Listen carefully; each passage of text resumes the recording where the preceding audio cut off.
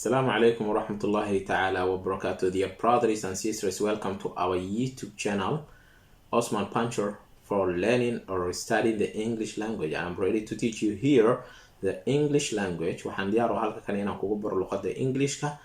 Mar walibana waa soo booqan kartaa channelkeena. Ardayga u baahan barashada luqadda Englishkana waad ku xiri kartaa like-ta iyo subscribe-kana hanaga iloobin insha Allah. Arday kasta oo u baahan barashada Englishka fadlan ha ka xasdin sidaad adigu u jeceshahay inaad wax baratid ardayga aan arkin gaarsii ardayda isku fasalka tihiin haddii aad macallin tahana ardayda iskuulkaaga dhigato u sheeg channelkeena Osman Puncher inay soo booqdaan oo ay ka faa'iideystaan. Muhiim waxa ah waqtigaaga inaad gelisid meel faa'iido ku leh oo aad wax ka faa'iideysid. Okay, halkan waxaan rajeynayaa inay noqoto meel aad wax ka faa'iidi doontaan. Osman Puncher. Okay. waan jeclaa magacayga macnaha markaan saas ugu dhawaaqay. Thank you very much. Okay, aan waxaan jeclahay qof waliba naanaysiisa magaciisa inuu jecel yahay. Okay, cashirkeeni maanta aan qaadanayna waa cashirka 75aad. Masha Allah, meel fiican ayaa soo gaarnay. Ilaahay waxaan ka rajeynaynaa inaan meeshaas ka sii socono. Cashirkeeni 75aad guud ahaan luqadda Englishka, gaar ahaanna cashirkeeni 7aad ee grammarka ayaan qaadanaynaa. Grammarka saan ognahay markii ugu dambeysay waqtiga aad noogu dheeraaday maahayna hal cashiro complete inaan ka dhigaa rabay laakiin waqtiga aad noogu dheeraaday. Marka insha Allah haddii suurtagal noqoto qaab oo review ahaan aan soo wada dhejin doonaa mustaqbalka dambe, laakiin hadda qaybtan ayaan u qaadayna. Marka cashirkan waa cashirkeeni 7aad ee grammarka cashir ahaan. Okay, marka cashirkeeni ugu dambeeyay ee 6aad ee grammarka waxaan ku soo qaadanay verbs to be present ayaan ku qaadanay. Verbs to be present ayaan ku qaadanay ficil ahaashayaasha xaadirka ah. Saan jeclahay waa fahantay qaacidadiisii. Okay, waxaan ka codsanayaa marka hoos inaad igu qortid. Number 1 qeexitaanka verbs to be. Number 2 inta verb to be ay jirto. Number 3 formulaha verb to be present. Number 4 waxaan ka rabaa inaad ii qortid number 4 waxaan ka rabaa hal tusaale inaad ka bixisid verb to be present. intaas oo ay la fahantay. haddaa intaas ka jawaabtid macnaheedu waxa waa isla soconaa waay. Okay, grammarkan wuxuu u baahan yahay practical, inaad wax badan qortid, inaad wax badan isweydiisid ayuu u baahan yahay. cashirada inta aan kaaga soo gudbinayna book sameyso oo grammar ah. Okay, buugaaga new conceptigana waa haysataa. buugga grammarka ah iyo buugaagta kale ha isku qasin. hal buug grammarka u gooni yeelo maadaama muhiim u yahay barashada luqadda. naxwa la'aan luqad ma wadi kartid. haddii kale inaad jumlad akhrinteeda aad fahantid, inaad jumlad aad curisid way kugu adkaanaysaa. Okay, hadalkii aan isku daalinin marka. maanta waxaan qaadanaynaa verbs to be present ayaan qaadanaynaa, weliba form of changing, qaabka isbedbedelka ayaan qaadanaynaa. oo qaabka isbedbedelka verbs to be present form of changing, qaabka isbedbedelka form waa qaabka of changing ee isbedbedelka. verbs to be present form of changing, qaabka isbedbedelka ee verbs to be present ayaan qaadanaynaa. intaas way la fahamtay. marka waxaan u qaadanaynaa 4 qaybood ayaan ka dhiganaynaa oo ah inaan ka dhigi karno hadal caadi, iyo inaan ka dhigi karno su'aal, iyo inaan ka dhigi karno diidmo, iyo inaan ka dhigi karno su'aal diidmo la socoto. Okay, marka hal tusaale horta marka ku fahamsiina hal xabo horta inaad ila fahamtid. Okay, markaan ku dhahayo waxaad tahay arday ama waxaad tahay darawal oo kale, markaan ku dhahayo you maxay qaadanaysaa? qaacidada soo xasuuso. are ay qaadanay. you are waxaad tahay a driver waa darawal. eedaas maxay cadeynay? darawalku inuu yahay hal darawal. you are a driver, adigu waxaad tahay darawal. Okay, you are a driver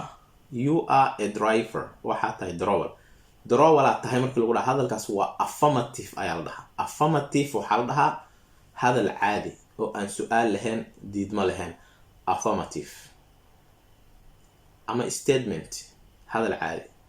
marka affirmative waa hadal caadi. marka you are a driver, adigu waxaad tahay darawal.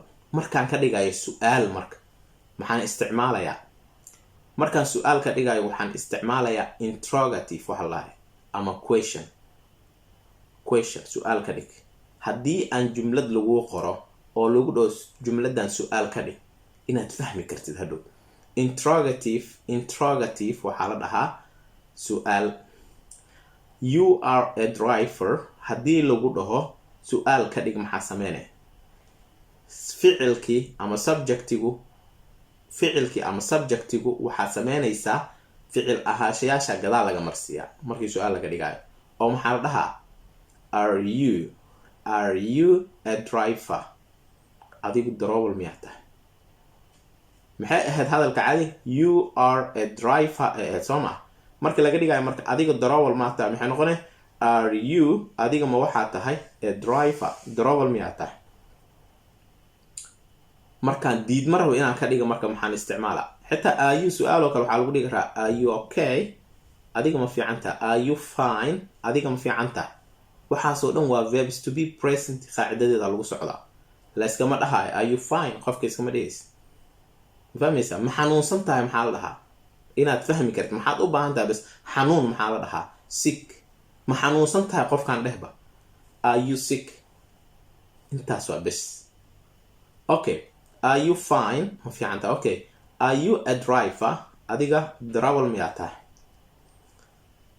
waxaan isticmaalaynaa marka diidmo maxaa la dhahaa negative haddaad maqashid waa diidmo haddii cudur lagaa baaro haddii wax kale lagaa baaro oo la dhaho qofkan waa negative waxaan ma qabiyo waa macnaha okay negative waa diidmo okay diidmo see loogu dhigaa marka markii hore affirmativekii markuu ahaa muxuu ahaa you are a driver adiga waxaa tahay darawal soo ma ahayn marka mar walbo verbs to be-yada ayaa not ku xijinay bes oo maxaa dhehe markii negative laga hadlaayo waxay ahayd you are a driver adiga waxaa tahay darawal adiga darawal maa tahay waxay ahayd are you a driver calaam su-aalkan ha ka hilmaamin jumlada haddaa dhamaysidna dhibicda ha ka hilmaamin joogsiga diidmada markii la maxaa la you are not ee noqonay marka you adigu are not arta ama ista ama emta ayaa not lagu xijiyaa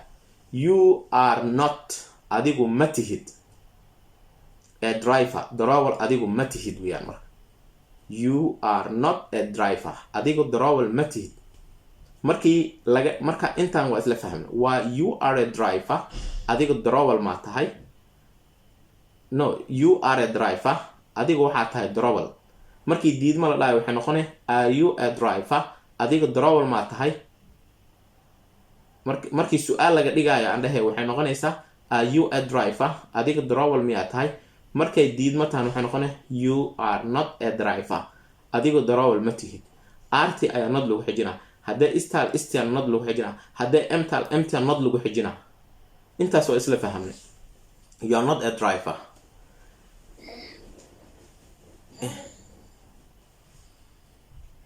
you are not a driver adigu ma tihid darawal marka waxaa jirta wax la yiraahdo negative with interrogative wax la dhahay jiro negative waa diidmo with macnaheeda maxay tahay la jira with macnaheeda maxaa la jira negative with interrogative na waa su-aal diidmo su-aal la jirta al dhaha marka wax la dhahay jiro jumlad la dhahayo diidmo oo su-aal la jirta weyaan marka micigeeda su-aal ah okay maxay noqonaya marka arto keliya banaanka usoo bixin arta iyo notka oo laysku daray are not why banaanka usoo bixin maxaa dhahay marka are not you a driver me are not you miyaadan adigu ahayn waa marka Soomaaliga miyaadan adigu ahayn a driver darawal are not markii la soo gaabsanayo marka aad loo isticmaalaa are not markii la soo gaabsanayo maxaa loo soo gaabsadaa are not aren't owdiya la bixinaa booskeeda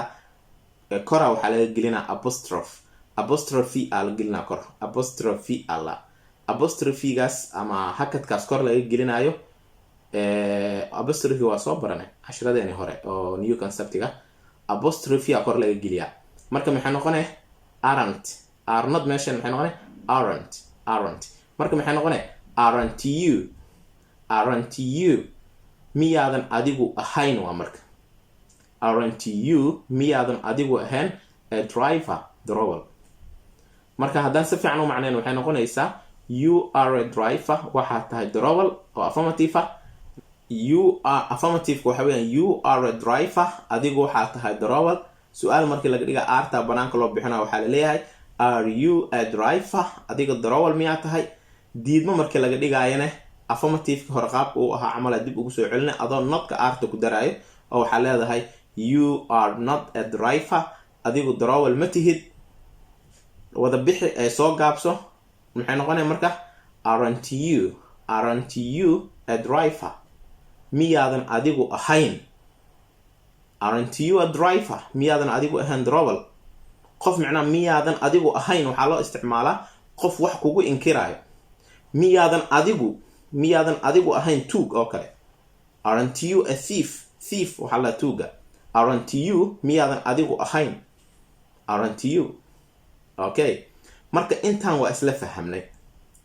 marka ista oo kale hal tusaale kale haddaan kasoo qaadan waxay noqonaysaa she ayaa ista loo isticmaalaa iyo he soo ma. okay she is iyadu waa jumlad fududaan rabaa saa u fahamtiin. a student iyadu waa arday ama waxaan dhihi karnaa she is a nurse iyadu waa kalkaaliso. banaanka u bixi marka ista waxaa leedahay is she sida aarta banaanka ugu bixinaysay is she a nurse ayada kalkaaliso ma tahay waa interrogative-ka. negative markaa isticmaalaysa maxaa leedahay sidii oo kalea sameynaya iyadana she is not ayadu ma aha. haddaad is not kan soo gaabso oo waxaa usoo gaabsan kartaa owda banaanku bixina asina apostrophe ku bedelay waxaa leedahay she isn't a nurse she isn't ayadu ma aha. isn't ku dhawaaq bravo. she isn't ayadu ma aha a nurse kalkaalisa ma aha. isntida oo isqabta marka banaanka gay oo maxaa leenahay isn't she miyaanan ayadu ahayn a nurse kalkaaliso. marka taasna waa ila fahamtay isn't she a nurse miyaanan iyadu kalkaalisa ahayn. marka empty ayaa kuu soo hartay. I am a teacher waxaan ahay macalin waa affirmative waa jumlada caadi markay tahay su-aal iyo diidmo midna ay kusan ku jirin. waan kugu soo celcelinaa maskaxda geli. altikraar ay dhahan ku celcelintu wax badanaa lagu bartaa. I am a teacher aniga waxaan ahay macalin. su-aal markii laga dhigaa maxaa la sameynaa emta banaanka la geenaa waxaa leeyahay I am a teacher soo mahan emta banaanka gey. markaa interrogative ka dhigaysid ama question aad ka dhigaysid am I a teacher am I anigu miyaan ahay a teacher macalin maan ahay anigu.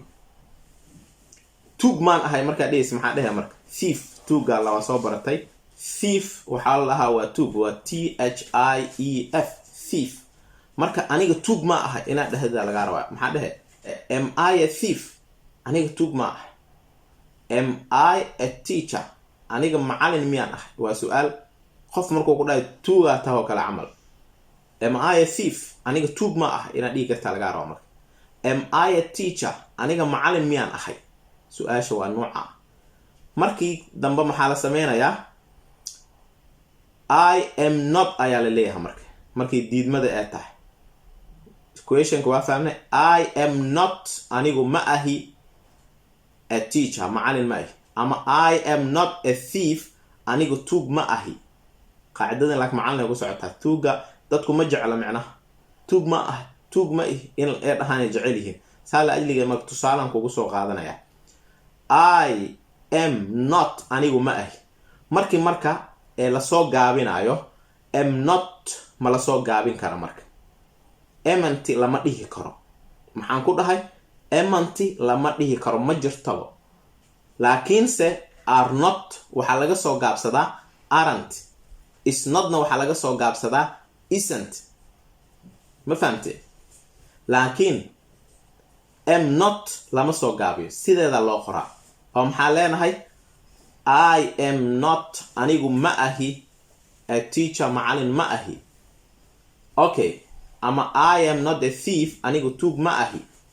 markii laga dhigaa marka negative with interrogative diidma su-aal la socoto maxaa la sameynaa am notka marka amta markii la isticmaalo ama ayda am notka banaanka lama wada geeyo amto keliya banaanka la geeya marka adiga iska hadlaysa marka am notka markii negative interrogative la isticmaalayo banaanka isku mawda raacay subjectiga ka hor isku mawda raacayso waxay noqonay am I not notka iyo amta ayda u dhaxaysiinay markaas am I not macnaheedu maxay noqonay miyaanan anigu ahayn a teacher macallin am I not a teacher miyaanan anigu ahayn macallin question markana ha ka tegin miyaanan anigu ahayn macallin that means maxaa waa su-aal waay miyaanan anigu ahayn okay miyaanan anigu ahayn walaalka maxaa lahaa am I not your brother miyaanan anigu walaalka ahayn okay am I not miyaanan anigu ahayn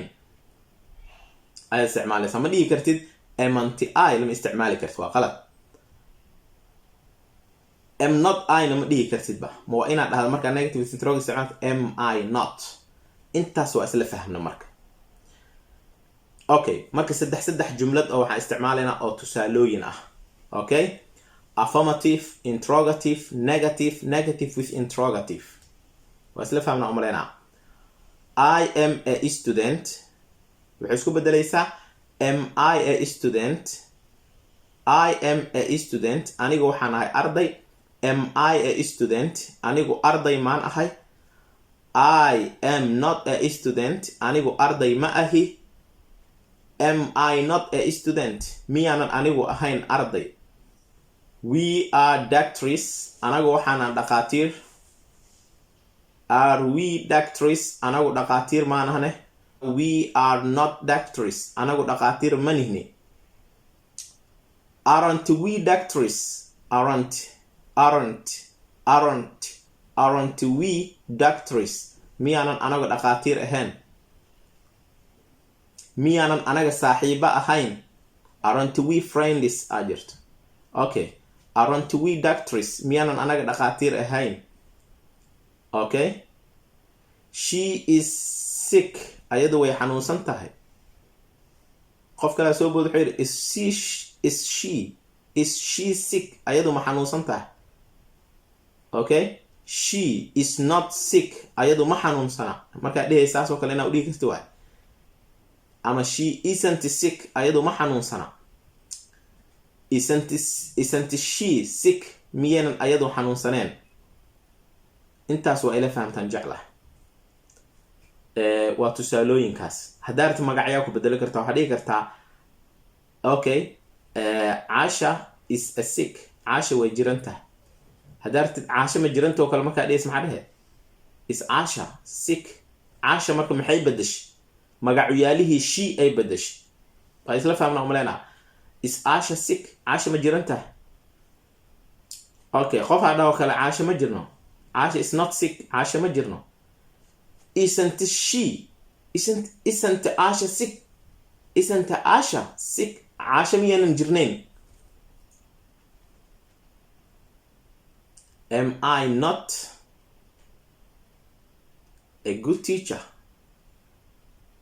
miyaanan anigu macallin fiican ahayn maadaama aan si fiican kuu barayo am I not a good teacher marka waxaan u maleynayaa inaan isla fahmno cashirkan intaas ayaan ku ekaysiinayaa cashirku waa isla fahmnaan u maleynayaa anigoo idin jecel waxaan idin leeyahay waxbarashada ku dadaala ardayda luqadda u baahna kusoo xira janaalka insha allah waxaan rajeynayaa inaad si fiican idinku sharixi doono cashirada insha allah assalaamu calaykum waraxmatullaahi tacaala wabarakaatu